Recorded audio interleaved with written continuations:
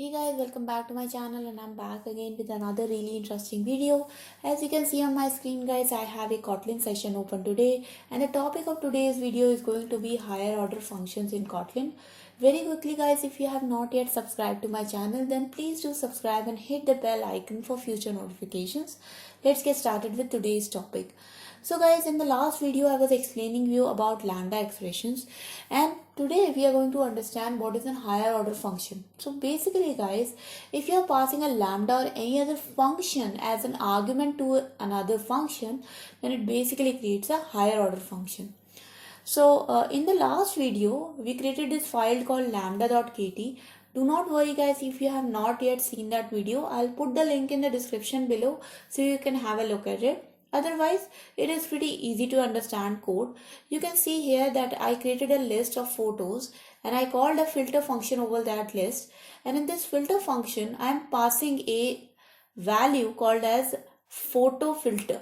And if you go to photo filter, you can see that this photo filter is nothing but a lambda expression or a lambda function.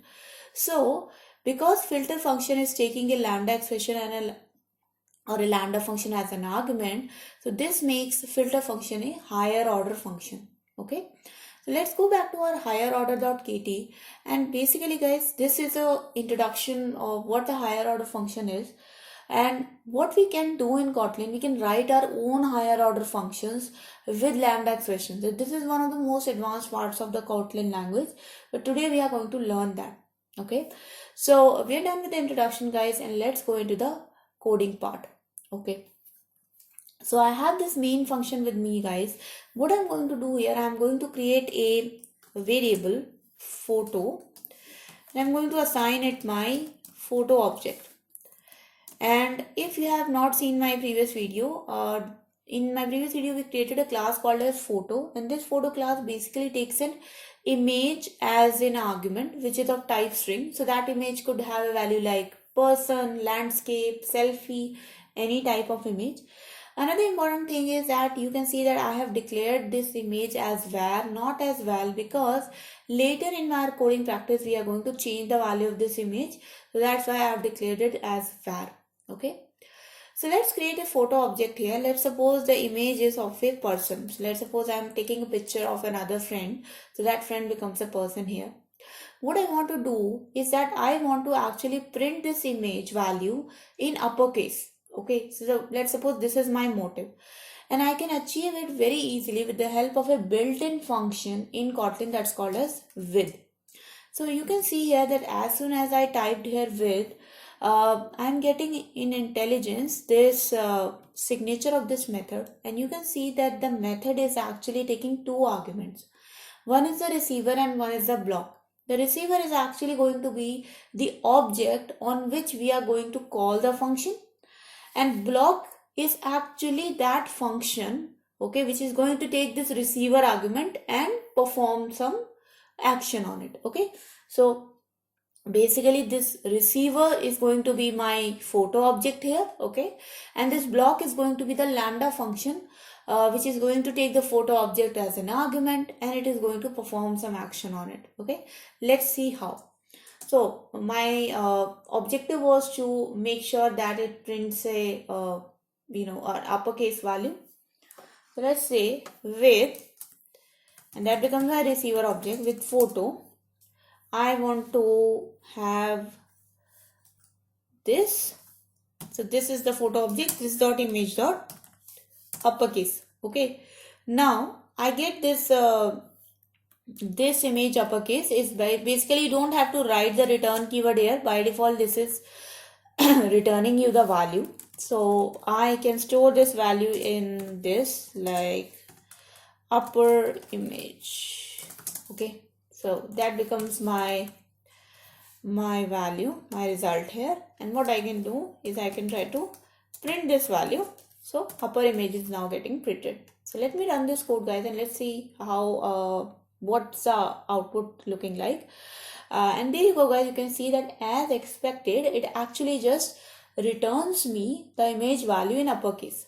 Okay, so this basically what is happening here, this with is a higher order function which is taking this lambda expression as another function argument, and then whenever the photo object is being passed into it, it basically returns me the uppercase value of that photo's image. Okay, so that is how the higher order functions basically work.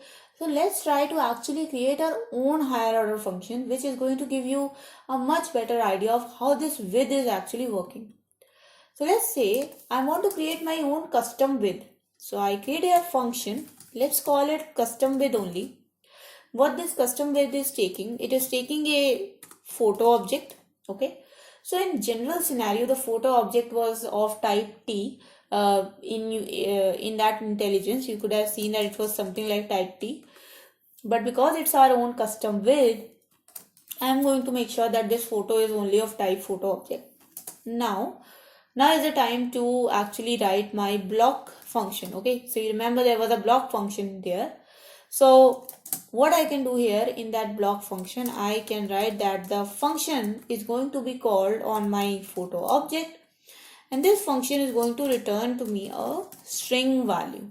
Okay, why did I write here string? I wrote here string, guys, because I already know that my desired output is going to be a string of uppercase.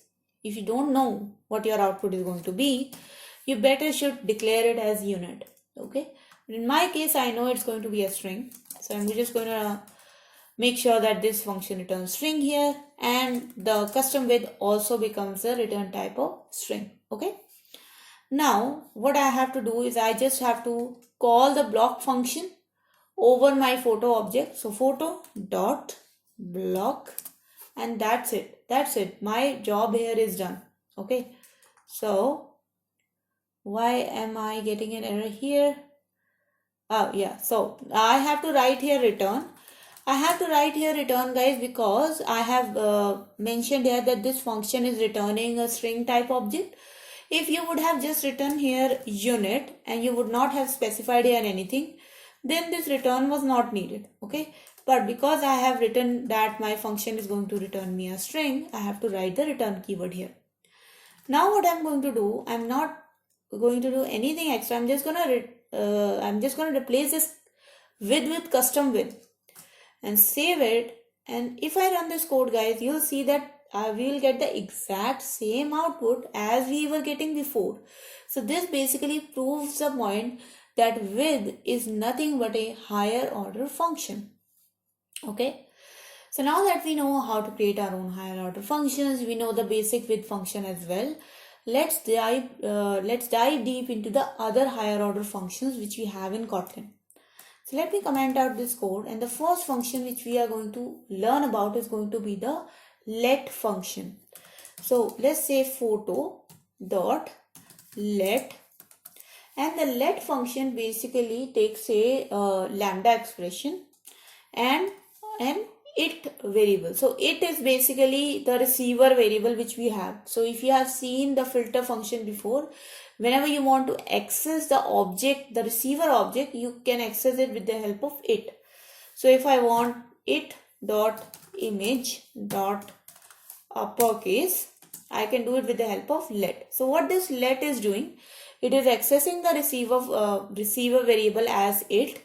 This image dot uppercase actually becomes the block function, and let basically just returns us the manipulated value as a newly created object. So if I just simply do this, and if I print photo dot image, do you think the image value would have changed to uppercase? Do you think that would have happened?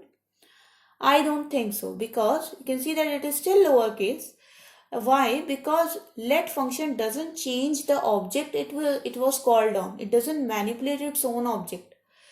But if you actually store the value or the output of the let in some in some object, for example, in my case, let's say I assign upper image to this, or let's create another value where let upper image becomes equals to this. Now if I try to print the let upper image value, you'll see that would be uppercase. Okay, you can see that that's the output now. So that's what let function does. Okay, let basically takes your receiver object, it manipulates something in it, and it returns you the new object. Doesn't change the original object it was called on. Okay, similar to let, we have got another function which we call as run. So what I'm going to do, I'm going to actually just copy this same thing. Instead of let, I'm going to write here run. Okay, so you can see the difference between let and run is that run actually is kind of like with function. It doesn't refer to the original object as it. Okay, it doesn't refer it like that. If you are calling run, it refers to the original object like something which it already has. Okay, so now you already have the photo object. So if you do this, then with this you can actually access the photo object. But in case of let, you actually have to write it to make sure that you are accessing the object, the receiver object. Okay, but in case of run, you can access the receiver object by using this. Okay, let's say if in run I use the same thing, I can either use this dot image dot uppercase, or I can actually choose to skip this here and just write image dot uppercase. But what I'm going to try to do is actually just print the same thing which I was printing before. Okay, so let's try to print the same thing and let's see if we get the same output. And you can see that we are getting the same output. And in this case also, if I try to print the photo value, the original photo image value, let's see if the original value was changed or not. You'll see that we are still getting the same output. The original photo value is also not changed by the run function. In the run function, it actually works absolutely similar as that of let function. The only difference I found between run and let was the difference of using it to actually access the original object, and in run we use this to actually access the original object. Other than that, the run and let both works almost similarly. Run also takes the object, manipulates something, returns a new object. Let also does the same. Okay, so if I do here let upper image, let's rename it, let's make it run upper image. Run upper image, you'll see that now it will return me the uppercase output. Okay, now the last but not the least, but a very important built-in function is going to be called as apply. So until now we were seeing that run function or let function or with function, they were not changing the original object. Okay, they were not changing the original object, but with the help of with the help of apply function, for example, if I do photo dot apply, and now I'm trying to change the value of the image. So let's say the image originally is a person, and I change the value of the image to landscape. Now if I want to print photo dot image, what do you think the output is going to be? So actually guys, apply function, yeah, so sorry, both the print values are getting printed here. So if I have just commented the previous one, and now you see clearly that the output of apply function actually changes the object it was called on. So apply function doesn't return me the newly created object. It actually just returns me the original object only. So for example, even if I do something like this, new photo equals to photo dot apply. So basically new photo and photo are the same thing. See, if I do println and print new photo dot image, you'll see that both new photo and photo are going to give me the same output, and actually they are both the same object, because even if I do new photo dot image becomes equals to, let's suppose, selfie, and now if I try to print photo dot image, you'll see that even though I change the value of new photo value also gets changed. And why is that happening? So you can see I printed the photo value and that is coming out to be selfie, but I changed the image of new photo. And why is that happening? Because apply actually does not create a new object.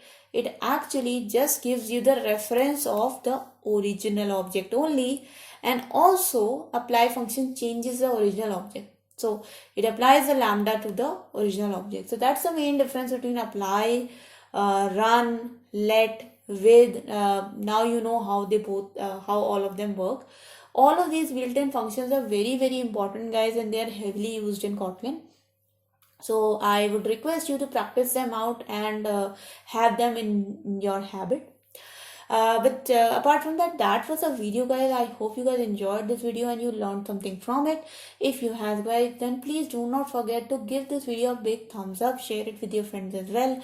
Please do subscribe to my channel, hit the bell icon for future notifications. I make here videos almost every single day from Monday to Friday. So if you have any questions, comments, suggestions for me, write down in the comment section below. I'm definitely going to address them. I'll see you guys in the next video. Until then, take care and bye bye.